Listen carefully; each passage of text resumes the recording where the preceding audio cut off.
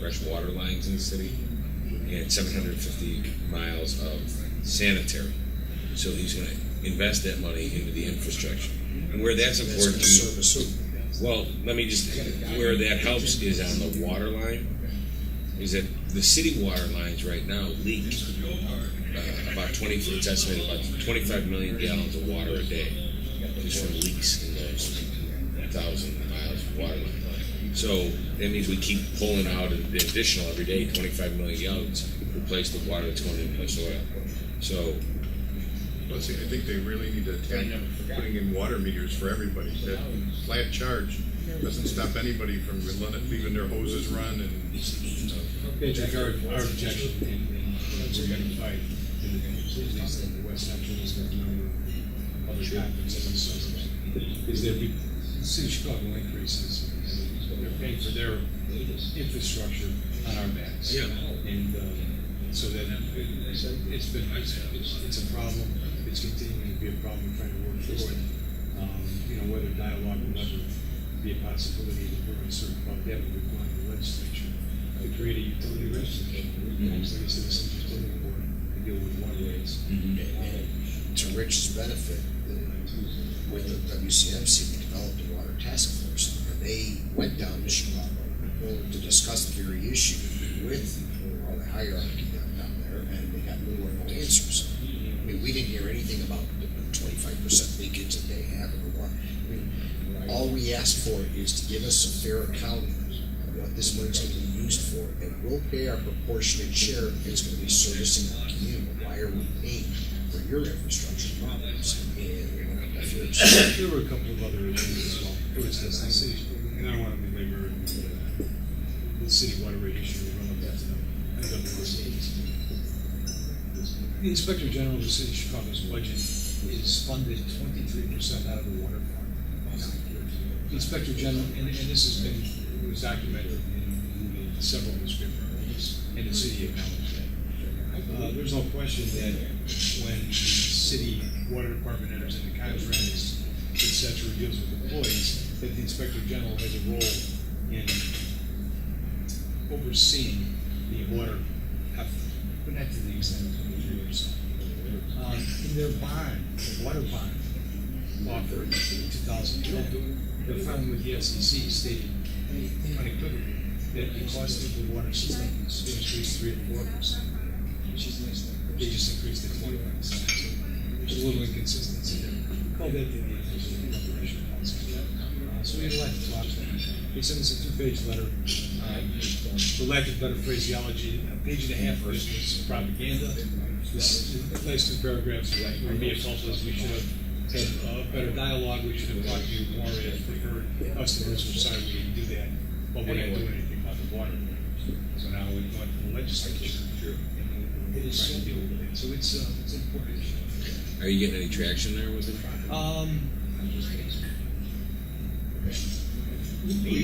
We have gotten some positive feedback from the legislature and from the governor's office, but nothing's really come to fruition yet in terms of the legislation. So we'll see. The door's always open. We'll see what happens. And again, I mean, I don't think we need to. I understand. I hear your concerns on the water, but I mean, we, as you guys know, I mean, we're the other end of the pipe. I know. So we don't, we only have the sanitary. But I also do think that another idea that I had is just the way we look at water and how we treat it. I mean, when I worked there, it was called the sanitary district, and they changed it to the water reclamation district. And I think we have to start doing more on the reclamation side and really thinking more. One, we talked about trying to maybe capture some of that rainwater, with rain barrels and some of the rain gardens that you can use some of that water. But then also, after they process, the way it works is water comes out, let's say the sticky, it gets processed, they take the solids out, and they take the effluent, and they dump that into the sanitary canals. And I understand, the history some of the old engineers from the district argue, well, those are just open sewers. That's not water. That's not a river. It's open. I absolutely agree. That's what was the intent when it was open, and that's the purpose it serves now. But people do like to recreate, and they do want to perhaps utilize it differently. And I think if we have the ability to clean it to a level that people can recreate, then perhaps we should. If that's what people are looking to do, that's what we have to do. But at the same time, that water gets dumped in the sanitary canal. It goes down the Illinois to the Mississippi and down to the Gulf of Mexico. One touch. So when you brush your teeth this morning, that water, we never recycle, we never reuse that water. We don't put it back in the lake. We don't reutilize it. So we're constantly pulling on it. And I think, the technology exists. The Ford plant down on the south side of Chicago and other manufacturing, the Coca-Cola bottling plants, for example, there's one down in Towson. They use a tremendous amount of water, and that manufacturing uses a lot of water. But it's the same tap water that we drink that they use to cool their things. And, the Toyota plant down in San Antonio, Texas, they use great water. The Ford plant in Kentucky uses great water. So you don't need the fresh water that we drink to cool the equipment. So we can try to come up with ways to continue to utilize that and capture that water. We're not going to use as much, which means, one, we conserve the water in the lake, which is fantastic. But two, we reduce the cost of energy because the district then isn't processing that amount of water again, or that amount equal to that amount again.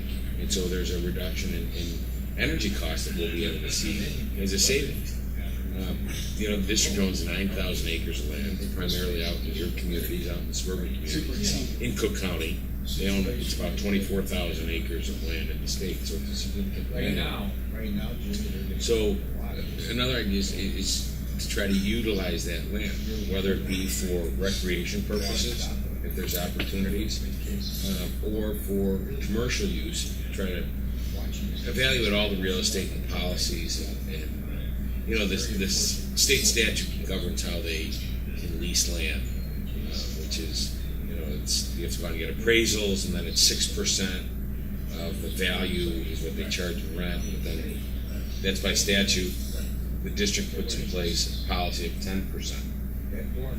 It's kind of and then everyone comes in and bids, and it's kind of a convoluted process. I think we have to evaluate that and see, is that allowing us to maximize? Is that marketable? Does that attract businesses? We do, again, this idea of pairing the water and recycling gray water with some of the land to attract some manufacturing. I think there's some economic opportunities there. If we make it very attractive. You look at around globally, first domestically, water shortages. Down in Texas and the region around Texas, last year was about $10 billion in economic damage from the drought between the cotton and cattle farming and other industries. California has the same issues. Nevada, you fly into Vegas and you look down at Lake Mead, how far that's gone down. California, they do from what they call from toilet to tap. So they take their water, they recycle it with chemistry, and you can process that water. They put that back in and they drink it. So there's technologies there. Not that we have to do that. I'm not promoting that at all. That's why we don't.